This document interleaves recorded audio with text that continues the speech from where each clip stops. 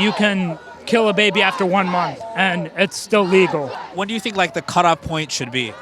Never. I mean, I killed my first, I lost my second, and I will do everything I can to save all the babies out there that didn't have a voice. Yeah, abortion is murder. What's in the womb is human life. So we need to stop treating abortion like unborn humans or dogs, or cats. We wouldn't even do this to a dog, right? A few months ago, me and a few activists uncovered a box of aborted babies that were found outside of the Washington, D.C. Surgery Center. And in that box, we delivered these children over to the police. And in that box were these babies. We found these babies and delivered them over to the chiefs. This is what people are calling healthcare. This is what people are calling choice. Wow. Anyone that looks at that can crush that child's skull, pull the arms and legs off of these babies, and then call it healthcare after is freaking insane. How insane are we? This is a Holocaust. This is the new slavery. 150 years ago, they enslaved black people and thought it was cool. This is our segregation. This is our gladiator games. They used to wonder, how can they go and kill people for sport? Well, wake up, we're doing it. And we call it healthcare. We call it choice. I'm the person out here that's going to end all that. Me and all these people are their voice. These babies were the voices for the vocal cords of these faceless millions of children who are dismembered every single day in the womb, and you guys call it healthcare. Stop. I think like the cutoff point should be when it has a heartbeat, before then, after then. I don't think there should be a cutoff point. I think a woman should have the right to do with her own body what she wants to do whenever. There's no time frame here. So when should the cutoff point be? There's a agreed upon scientific viability. So should it be like when it has a heartbeat? I'm not going to put any type of physical determiner on there for you. We are dancing on the grave of Roe versus Wade. Inside a woman's womb is a very giving, blessing gift from God. And I didn't know what that meant until about 3 years ago. And by God's grace, I've repented, and I just want to share with the world that Planned Parenthood is a lie. And when they say they're for healthcare, they're not. If you go in there for anything else, they don't really help you. Unfortunately, because I was an ungodly woman, when I had the abortion, they didn't tell me that I would be a 68 percentile of not have complication. As an ungodly woman, I did get pregnant again, but I knew I never wanted to have an abortion. And during that process, I found out I became that percentile and had a miscarriage. What do you have to say to the argument where people say that abortion is wrong morally? It's morally wrong to think that you're in some superior position to tell somebody else what they can and can't do with their body.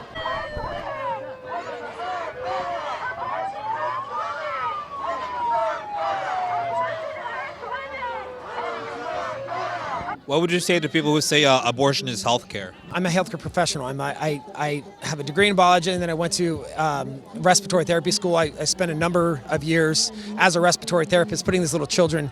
And so I can speak to what healthcare is. Healthcare is not the intentional destruction of human life. And so it's silly. Healthcare was designed, when you take the Hippocratic Oath, you like literally take an oath to do no harm. So it's for some reason we use these cute little euphemisms like abortion is healthcare, and abortion is choice, and healthcare, but it's just stupid, really. Healthcare does not destroy, it protects. Why are you pro-choice? I'm pro-choice because I think everyone should have control over themselves, and that people in the government shouldn't be making healthcare decisions for other people. You're with women having abortion rights all the way throughout the pregnancy, like no matter what?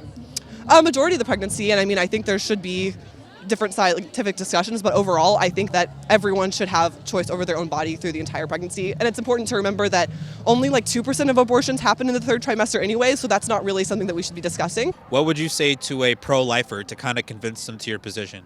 If you are going to be in favor of forced birth, I hope that you're putting your money where your mouth is and you've adopted 5 babies. What would you say to the person who's a pro-choicer? How would you convince them to your position? I would say the pro-life position is the most consistent and inclusive position. Why? You might say that's crazy. Why I believe that is because it posits that every single human being has equal value regardless of decree. What would you say to a pro-lifer to convince them to your position? I would say read the room.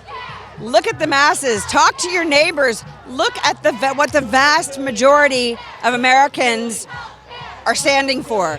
There's so much hypocrisy on the pro-life side. There's so many things that they want to regulate and control, and yet at the same time they say less government, leave us to our own devices. Why this one issue that they want to control? They don't want to control guns, which are killing a whole hell of a lot more people than abortion.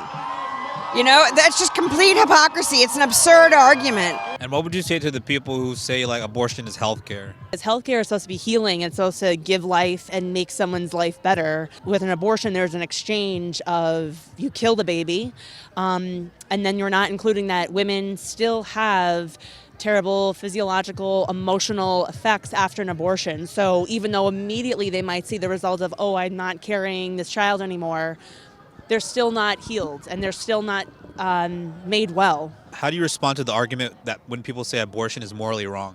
The science says that women are dying when they're forced to give birth, and it should be a choice for women. There's a lot more domestic violence involved when women don't have the choice to make the decisions to have a pregnancy or not. Women should be able to have the right to choose, and if a man is forcing pregnancy, I mean, that's called domestic violence. Yes, I mean, I would like everyone to be against the dismemberment of children across the spectrum, politically, religiously.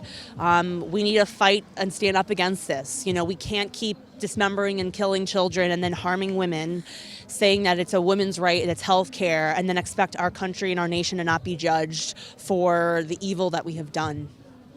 What would you say to a pro-lifer to convince them to your position? That women should be able to have rights. I mean, this woman should be able to have rights. Every woman should be able to have rights. I mean, doesn't it say in the Constitution that we have to have, like, there's 10 rights, and there's 10 rights. So we should be able to have rights. What would you say to a pro-choicer to convince them to your position? I once stood on their side. I once was pro-choice. I once did support Planned Parenthood. But until you see the truth and you see the body parts that being dismembered in the womb, you will change your mind, because you'll see it is a life in that womb. And this is what I tell a mom every time they go to the abortion clinic. If you miss your menstrual cycle, your baby has a heartbeat, 10 fingers and 10 toes. And there are pregnancy resource centers all over the place that you can get free service. I was raised a lukewarm Buddhist. And I will tell you right now, by God's grace, He redeemed me, cleansed me, washed me with His precious blood. And for those of you that are post-abortive, it is not the end of all. Do not double down like I did. I doubled down for 10 years, walked in shame, lived a life that was very sinful. But I pray right now, all those women out there, for the opportunity to see this, I'm letting you know that Jesus loves you and He will make you the perfect bride.